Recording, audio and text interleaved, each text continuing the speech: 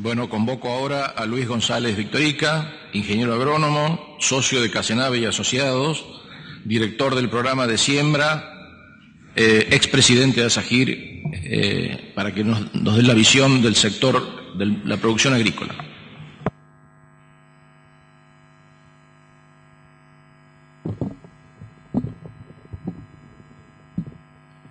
Bueno, buenos días a todos. La verdad es que me siento como en mi casa. Gracias a ASAGIR por permitirme mostrar de por qué como productor tenemos más que razones suficientes para seguir sembrando girasol. Un poquito de repetir algo que ya se mostró aquí, es qué pasó con el girasol en la Argentina de los años 90 a esta parte. Claramente se ven dos cosas. Uno es 3 escalones, en lo cual se reduce el área sembrada, la producción, de 3 millones el área de 3 millones de hectáreas, primero a 2 millones y después a 1,5 millones. Perdón.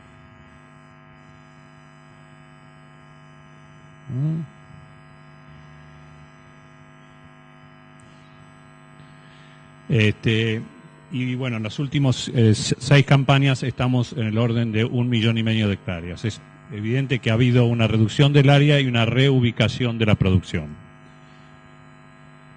Sin embargo, lo que hace a materia grasa, y estos son datos de la Bolsa de Bahía Blanca, realmente queremos agradecer, 11 millones de toneladas muestreadas, muestran que tanto el aceite, el contenido de materia grasa y el factor, salvo algunos años, muestran una tendencia quizás a no decrecer y quizás a una tendencia a crecer. Y esto teniendo en cuenta que el girasol se ubicó en zonas más marginales. En el anterior me olvidé de decirles que si bien cae el área, ustedes miren que los rendimientos se mantienen y estos rendimientos se mantienen aún en zonas donde la marginalidad y la potencialidad de los cultivos es menor, con lo cual estamos hablando de una estabilidad importante del cultivo.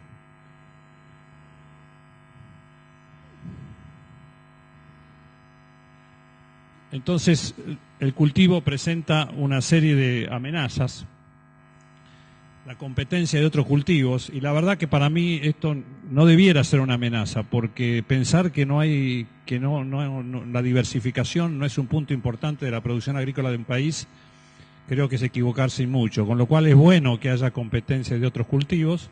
Habrá que ver dónde compiten y cómo compiten y buscar los nichos donde el girasol es más eficiente que la soja. Hay una cierta limitación de los precios futuros, sin duda, y es una cosa a resolver, pero van a ver después que esto no significa que no tenga un precio competitivo el cultivo de girasol. Hay una pérdida supuesta de competitividad frente a otros países productores, sobre todo acá se habló de Ucrania. La asociación encaró un trabajo respecto a este dilema de la competitividad en países como Ucrania, y no está claro. Creo que el tema viene más por el lado de la competitividad del tipo de cambio de las últimas 5 o 6 campañas, y por el lado de la política impositiva y por el lado del clima. La Argentina en los últimos 5 o 6 años ha tenido años muy duros, en cambio Ucrania y Rusia han tenido años excelentes. Y no hay duda que el impacto impositivo al cual se refirió el presidente ASAGIR es una de las amenazas. ¿Qué se agregó como amenaza o como debilidad en las últimas campañas? Todos estamos un poco encandilados con el maíz tardío, después vamos a hablar de este tema, pero sin duda hay en la zona de producción del girasol el maíz tardío ha incursionado muy fuerte. El impacto negativo que significa el avance de la paloma en los últimos años, este es un tema que hay que trabajar y que la verdad que está haciendo una influencia muy negativa. Y lo que ha aparecido en las últimas campañas en los cultivos de girasol que siguen a la soja, hemos detectado residualidad de herbicidas y sobre todo también en los tanques de la fumigadora, lo cual en ciertos casos han producido daños que tienen que ser revisados y analizados cómo solucionarlo. Entonces, acá pareciera que estamos en un callejón sin salida, pero bueno, yo como productor de más de 40 años de girasol les digo que creo que este es el año del girasol y me parece que claramente hay las fortalezas que tiene nos tienen que hacer mirar con mucho más optimismo el futuro a todos los agentes de la cadena. ¿Qué nos pasó a nosotros? Un poco más de lo mismo. Esto es el porcentaje, el área de siembra de nuestra empresa de girasol y soja. Fíjense que también hay 3 periodos en el cual pasamos de un área del 50-60% del girasol, que realmente no era sustentable, a una caída del 20-25%, y eso fue reemplazado por la soja, que pasó de una participación muy chica cuando se desarrolla la soja RR a tener una participación del 45-50%. Pero en los últimos años nos hemos estabilizado y crecido un poquito. Ahí está el porcentaje de participación, que es un 25% de nuestro programa. Bueno, ¿cuáles son las fortalezas? Y creo que uno que creo que todo el mundo habla es la diversificación del riesgo climático. El girasol se fue reubicando en los ambientes que pudo competir, y lo que nos da es una diversificación con el cultivo de la soja, y nos da una estabilidad del rendimiento ante contingencias climáticas. Hemos encontrado mayor estabilidad en el girasol que en el cultivo de soja.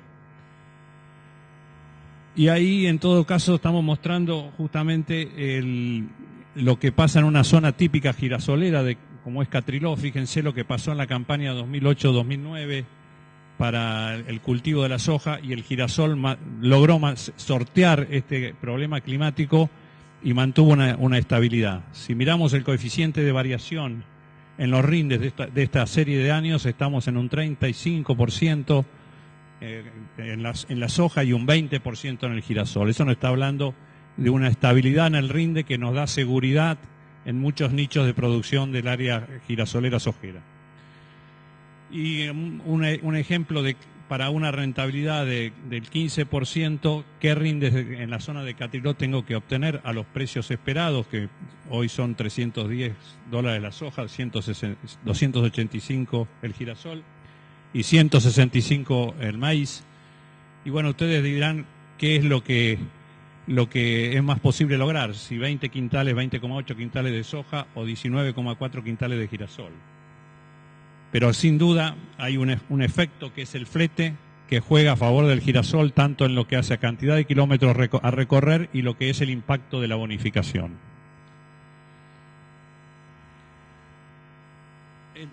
Otra de las fortalezas es, y esto en estos momentos de que financieramente va a ser una campaña muy complicada, es acortar los tiempos. En las zonas girasoleros no está la posibilidad del trigo y del ingreso en diciembre y enero, pero está la posibilidad del girasol y el ingreso en febrero, marzo. Imagínense lo que nos está pasando con la soja, que queda un 30-35% de ella por cosechar, el temor y cómo estamos sufriendo, y el girasol ya se cosechó, se vendió y se pagaron las cuentas. Y esto se refleja en lo que es la tasa interna de retorno, que si bien a rentabilidades similares, lo que podemos ver es que con el girasol podemos obtener un 45% de tasa interna de retorno contra un 34%, son 11 puntos más que la soja, y en el maíz tardío un 25%. Casi el girasol duplica la tasa interna de retorno del maíz tardío. Esto hay que tenerlo en cuenta en los programas de producción de los productores, porque, como dije, la limitación del financiamiento de esta campaña es realmente una limitante muy fuerte. Y acá, la verdad, este es un tema coyuntural, pero no es menor, y es lo que está pasando con el IVA. Desgraciadamente, en las últimas campañas hemos encontrado que el IVA se ha transformado en un costo. Y esto es muy sencillo. Si nosotros vamos a sembrar los cultivos de grano grueso con $1, supongamos a 8.50, estamos pagando el IVA, va desenvolviéndose la campaña, cosechamos en marzo, en marzo a $1.10 probablemente, o la soja a $1.1050, y recuperamos ese IVA devaluado. Esto, si cobráramos el 100% del IVA en menos de 3 meses, cosa que es bastante difícil, se ha transformado en una nueva retención, y acá tenemos como en el girasol impacta menos, $6 por hectárea es el estimado, 9 para la soja y 14 para el maíz. El flete juega un papel muy importante. Creo que esta es una coyuntura que no hay que tomarla como una cosa de base fundamental, pero este año es una razón más para mirar el girasol como cultivo alternativo.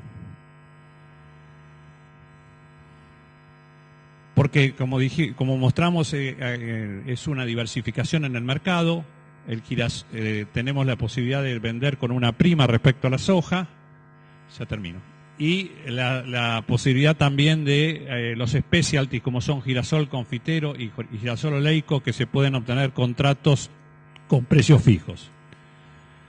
Yo le quiero mostrar desde el año 95, que son una serie de muy importantes, cómo vendimos el girasol y cómo vendimos la soja en nuestra empresa.